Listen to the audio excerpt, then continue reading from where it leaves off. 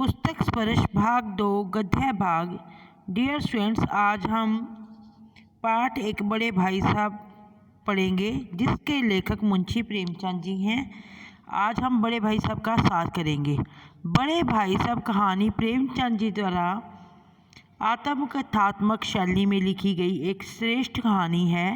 इस कहानी में उन्होंने बड़े भाई साहब के माध्यम से घर में बड़े भाई साहब की आदर्शवादिता के कारण उनके बचपन के तिरोहित होने की बात कही है।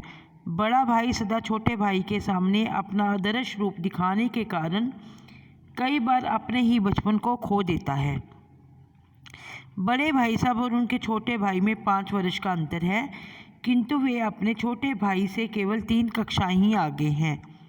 बड़े भाई साहब सदा पढ़ाई में डूबे रहते हैं, लेकिन उनका छोटा भाई खेलकूद में अधिक मन लगाता है। दोनों भाई हॉस्टल में रहते हैं।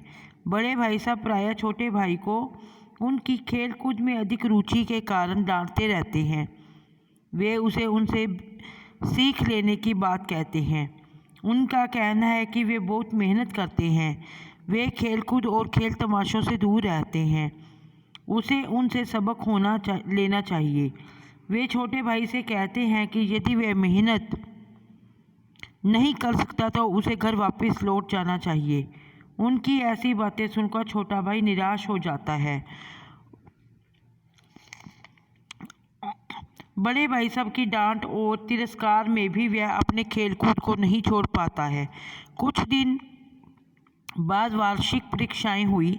बड़े भाई साहब तो कठिन परिश्रम करके फेल हो गए, किंतु छोटा भाई प्रथम श्रेणी में पास हो गया। धीरे धीरे छोटा भाई खेलकूद में अधिक मन लगाने लगा।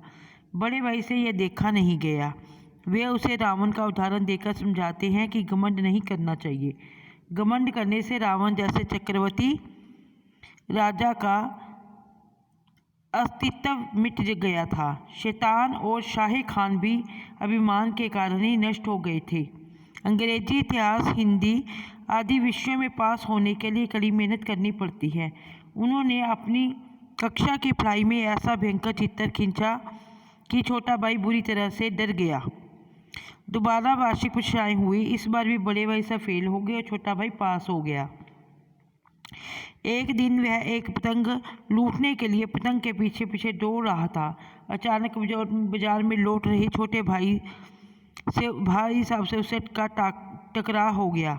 उन्होंने उसका हाथ पकड़ लिया और उसे डांटते हुए कहा कि अब वह 8वीं कक्षा में है, अतः उसे अपनी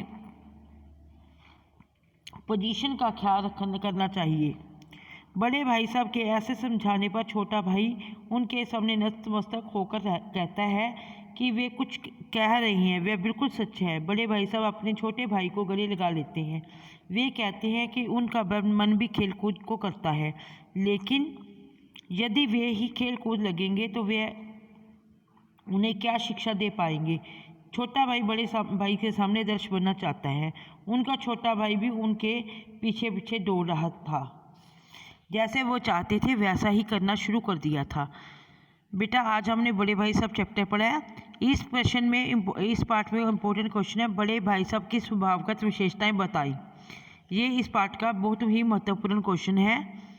आपको पाठ्यक्रम आपको परीक्षा में और बोर्ड की परीक्षा में काफ़ी बार ये प्रश्न आता होता है। एक, लेखक ने बड़े भाई साहब के नरम व्यवहार का क्या फ़ायदा उठाया। लेखक के दूसरी बार पास होने और बड़े भाई साहब के फेल होने पर बड़े भाई साहब का व्यवहार का नरम फ़ायदा उठाया।